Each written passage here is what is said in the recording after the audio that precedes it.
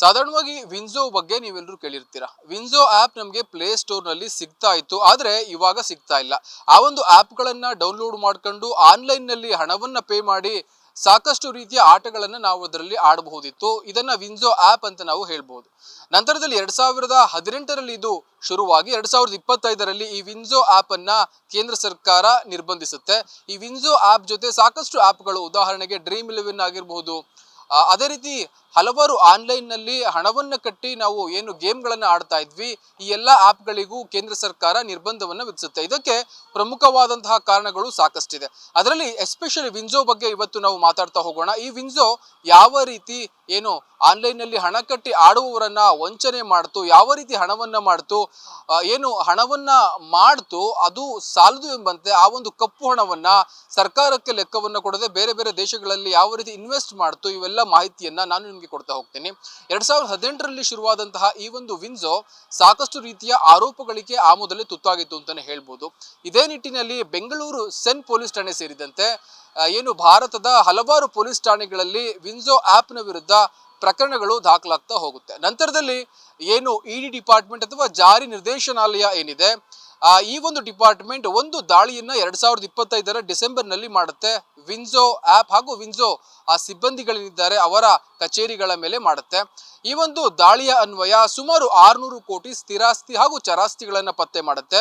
ಇದ್ಯಾವುದಕ್ಕೂ ಸಹ ಲೆಕ್ಕಪತ್ರವಿರೋದಿಲ್ಲ, ಎಲ್ಲವೂ ಸಹ ಬೋಗಸ್ ಅಥವಾ ಅಕ್ರಮವಾಗಿರುತ್ತೆ ಅಂತ ಏನು ಇಡಿ ಅಧಿಕಾರಿಗಳು ರಿಪೋರ್ಟ್ ಅನ್ನು ಸಲ್ಲಿಸ್ತಾರೆ. ಇದಾದ ನಂತರದಲ್ಲಿ 2026 ಅಂದ್ರೆ ಇದೇ ವರ್ಷ ಜನವರಿ 23ನೇ ತಾರೀಕು ಜಾರಿ ನಿರ್ದೇಶನಾಲಯ ಏನು PMLA ಅಂದ್ರೆ prevention of money laundering act 2002 ಪ್ರಕಾರ ಏನು ಒಂದು ಪ್ರಾಸಿಕ್ಯೂಷನ್ ದೂರನ್ನ ಕೋರ್ಟ್ಗೆ ಸಬ್ಮಿಟ್ ಮಾಡುತ್ತೆ. ಅದರಲ್ಲಿ ಅತಿ ಪ್ರಮುಖವಾಗಿ ಆರೋಪಿಗಳನ್ನ ಮಾಡಿರೋದು ಯಾರನ್ನ ಅಂತ ನಾವು ನೋಡ್ತಾ ಹೋದ್ರೆ ಏನು ವಿನ್ಸೋ ಕಂಪನಿ ಆಗಿರ್ಬೋದು, ಅದೇ ರೀತಿ ಅದರ ಅಂಗಸಂಸ್ಥೆಗಳು, 3 ಅಂಗಸಂಸ್ಥೆಗಳಿದೆ ಪ್ರಮುಖವಾಗಿ.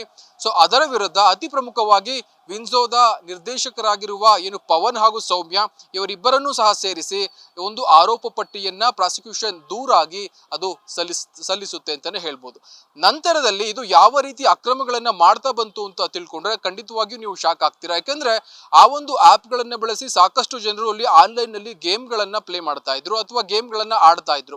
ಏನು ಆ ಪ್ರತಿಸ್ಪರ್ಧಿ ಆತನು ಕೂಡ ಹ್ಯೂಮನ್ ಅಂತ ತಿಳ್ಕೊಂಡು ಇವರು ಆಡ್ತಾ ಇದ್ರು, ಅಥವಾ ಆದ್ರೆ ಅದು ಸುಳ್ಳಾಗಿತ್ತು ಅಂತ ಹೇಳ್ಬೋದು. ಯಾಕಂದ್ರೆ ಅಲ್ಲಿ ಆಡುವ ಪ್ರತಿಸ್ಪರ್ಧಿ ಏನಿದ್ದಾನೆ ಆತ ಆರ್ಟಿಫಿಷಿಯಲ್ ಇಂಟೆಲಿಜೆನ್ಸ್ ಅಥವಾ ಕೃತಕ ಬಾಟ್ ಗಳನ್ನ ನಿರ್ಮಾಣ ಮಾಡಿ ಏನು ಆಪೋನೆಂಟ್ ವಿರುದ್ಧವಾಗಿ ವಿನ್ಸೋ ಕಂಪನಿ ಏನು ಗೇಮ್ ಗಳನ್ನ ಆಡಿಸ್ತಾ ಇತ್ತು.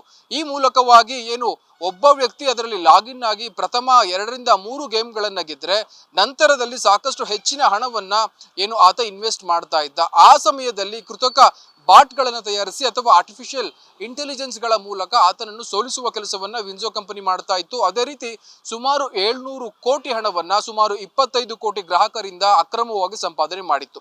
ಇದು ಒಂದು ಭಾಗ. ಆದ್ರೆ ಸುಮಾರು 2008ರಿಂದ 2025ರವರೆಗೆ ಅಂದ್ರೆ 2008ರಲ್ಲಿ ಇದೆಲ್ಲ ಪ್ರೀ ಪ್ಲಾನಿಂಗ್ ಶುರುವಾಗುತ್ತೆ. 2018ರಲ್ಲಿ ಎಲ್ಲ ಅಂಗಸಂಸ್ಥೆಗಳು ಒಗ್ಗೂಡಿ ವಿನ್ಸೋ ಎನ್ನುವ ಒಂದು ದೊಡ್ಡ ಆಪ್ ಅನ್ನು ನಿರ್ಮಾಣ ಮಾಡುತ್ತೆ.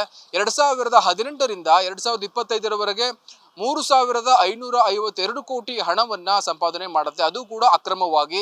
ಈ ಎಲ್ಲ ಹಣವನ್ನ USA ಹಾಗೂ ಸಿಂಗಾಪುರದ ಕೆಲವೊಂದು ಮಲ್ಟಿನ್ಯಾಷನಲ್ ಕಂಪನಿಗಳಲ್ಲಿ ಇನ್ವೆಸ್ಟ್ಮೆಂಟ್ ಅನ್ನ ಮಾಡುತ್ತೆ. ಆದ್ರೆ ಈ ಒಂದು ಕಂಪನಿಗಳಿಂದ ಇದು ಕೆಲವೊಂದಕ್ಕೆ ಮಾತ್ರ ಮಾನ್ಯತೆ ಇದೆ ಅಥವಾ ಲೈಸೆನ್ಸ್ ಇದೆ ಅಂತಾನೆ ಹೇಳ್ಬೋದು.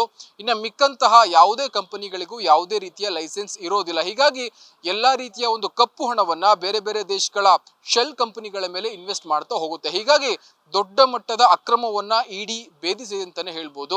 ಸದ್ಯದಲ್ಲಿ ಭಾರತ ಸರ್ಕಾರದ ಆದೇಶ ಮಾಡಿದಂತೆ 2025ರಿಂದ ಯಾವುದೇ ರೀತಿಯ ಆನ್ಲೈನ್ ಬೆಟ್ಟಿಂಗ್ ಗೇಮ್ಗಳಾಗಿರ್ಬೋದು, ಆನ್ಲೈನ್ ಪ್ಲಾಟ್ಫಾರ್ಮ್ಗಳಾಗಿರ್ಬೋದು ಕಾರ್ಯವನ್ನ ನಿರ್ವಹಿಸುವಂತಿಲ್ಲ ಎನ್ನುವ ಒಂದು ಕಟ್ಟುನಿಟ್ಟಾದ ಆದೇಶದ ಮೇರೆಗೆ ಸದ್ಯ ಆಪ್ಗಳು ವರ್ಕ್ ಆಗ್ತಿಲ್ಲ. ಇದು ಒಂದು ಒಳ್ಳೆಯ ವಿಚಾರ ಅಂತಾನೆ ಹೇಳ್ಬೋದು. ಯಾಕಂದ್ರೆ ಸಾಧಾರಣವಾಗಿ ನಾವು ಆನ್ಲೈನ್ ಅಲ್ಲಿ ಪ್ಲೇ ಮಾಡ್ತಾ ಇದೀವಿ, ಯಾವ್ದಾದ್ರು ಗೇಮ್ ಅನ್ನ ಆಡ್ತಾ ಇದೀವಿ ಅಂತ ಅನ್ಕೊಂಡಾಗ ನಮ್ಮ ಎದುರುಗಡೆ ಇರುವ ಸ್ಪರ್ಧಿಯೂ ಕೂಡ ಹ್ಯೂಮನ್ ಆಗಿರಬೇಕು ಎನ್ನುವ ಒಂದು ರೂಲ್ಸ್ ಇತ್ತು. ಆದ್ರೆ ಈ ಕಂಪನಿಗಳು ಏನೋ ಒಂದು ಆರ್ಟಿಫಿಷಿಯಲ್ ಇಂಟೆಲಿಜೆನ್ಸ್ ಮಾದರಿಯ ಒಂದು ರೋಬೋಟಿಕ್ ತಂತ್ರಜ್ಞಾನವನ್ನ ಬಳಸಿ ಅಥವಾ ಟೆಕ್ನಾಲಜಿಯನ್ನ ಬಳಸಿ ಏನು ಆಪೋನೆಂಟ್ ಮನುಷ್ಯರನ್ನ ಸೋಲಿಸುವ ಕೆಲಸವನ್ನ ಮಾಡಿ ಸಾಕಷ್ಟು ರೀತಿಯ ಹಣವನ್ನ ವಂಚಿಸಿತ್ತು. ಸೊ ಹೀಗಾಗಿ ಸದ್ಯ ಜನವರಿ 23ನೇ ತಾರೀಕು ಕೆಲವು ದಿನಗಳ ಹಿಂದೆ ಜಾರಿ ನಿರ್ದೇಶನಾಲಯ ಬೆಂಗಳೂರಿನ ಸ್ಪೆಷಲ್ ಕೋರ್ಟ್ ಅಲ್ಲಿ ಒಂದು ದೂರನ್ನ ದಾಖಲಿಸಿದೆ. ಒಟ್ಟಾರೆ ಏನು 600 ಕೋಟಿ ವಂಚನೆ ಪ್ರಕರಣ ಒಂದು ಕಡೆಯಾದ್ರೆ ಸುಮಾರು 3,500 ಕೋಟಿ ಅಕ್ರಮ ಆಸ್ತಿ ಪತ್ತೆ ಹಾಗೂ ಹಣ ಪತ್ತೆಯಾಗಿದೆ. ಹೀಗಾಗಿ ಇದ್ಯಾವುದಕ್ಕೂ ಸಹ ಲೆಕ್ಕವಿಲ್ಲ.